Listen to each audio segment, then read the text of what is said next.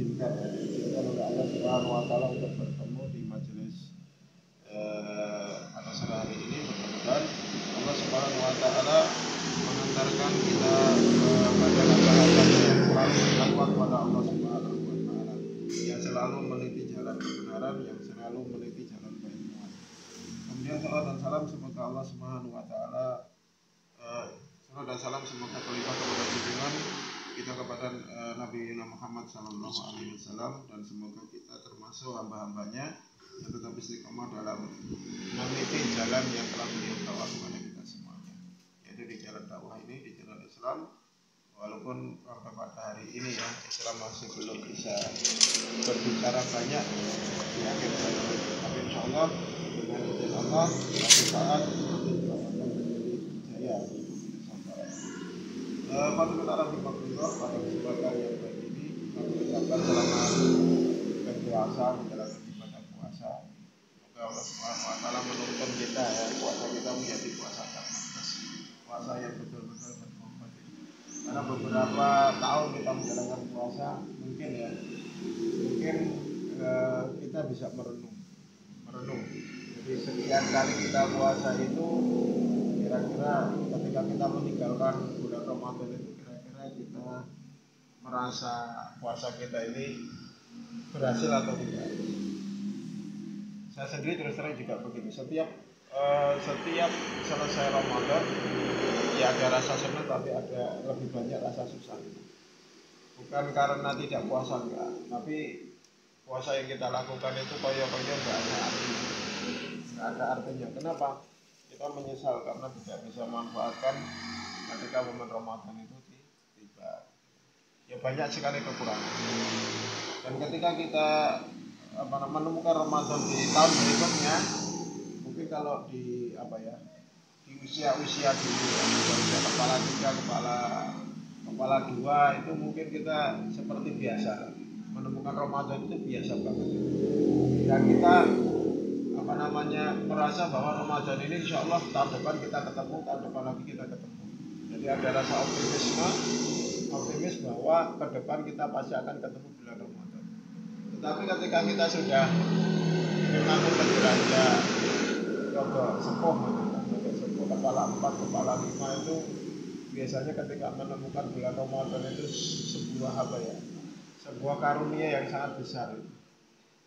Alhamdulillah ini ketemu teman.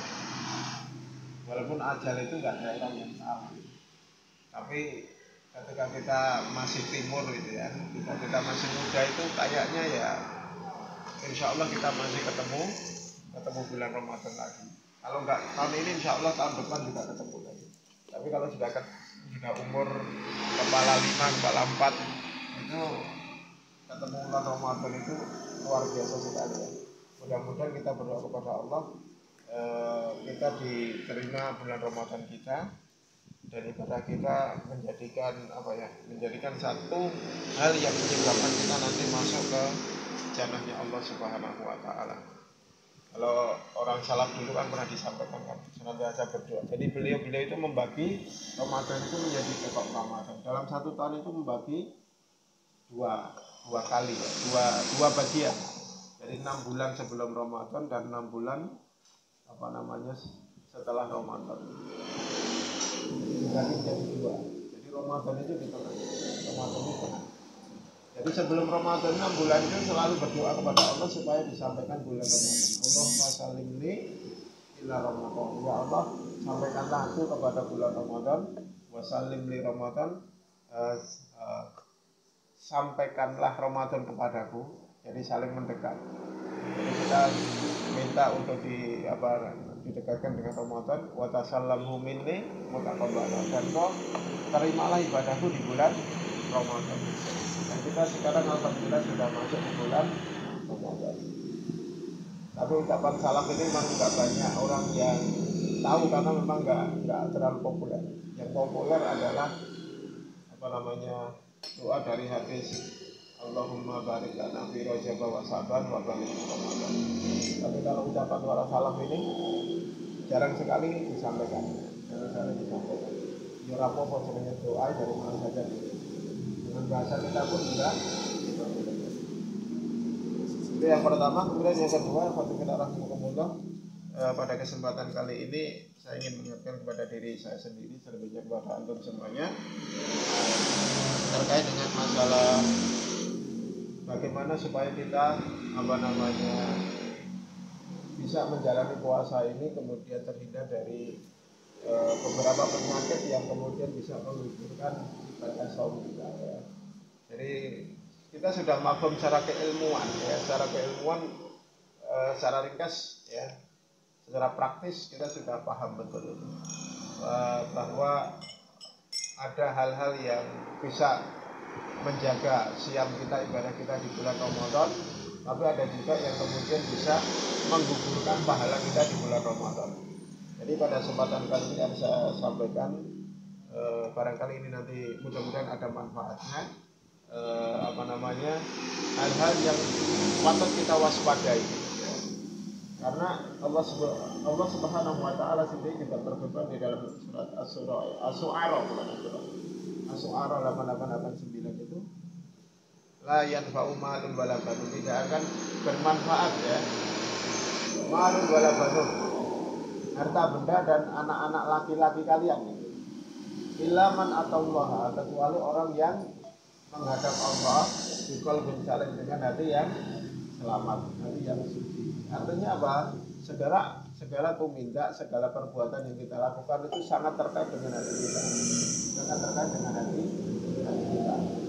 Bahkan di dalam hadis itu dikatakan oleh Allah Subhanahu wa taala, dikatakan Rasulullah sallallahu alaihi wasallam, beliau sampaikan kepada kita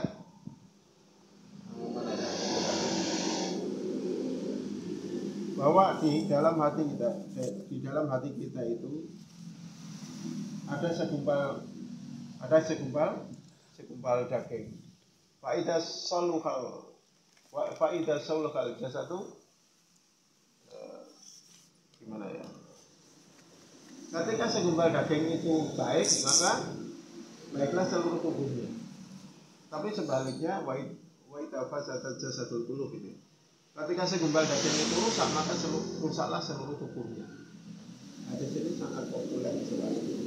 Allah wa jalla, kata Rasulullah SAW, yaitu yang dimaksud segumpal daging itu adalah qalbun, adalah hati-hati kita.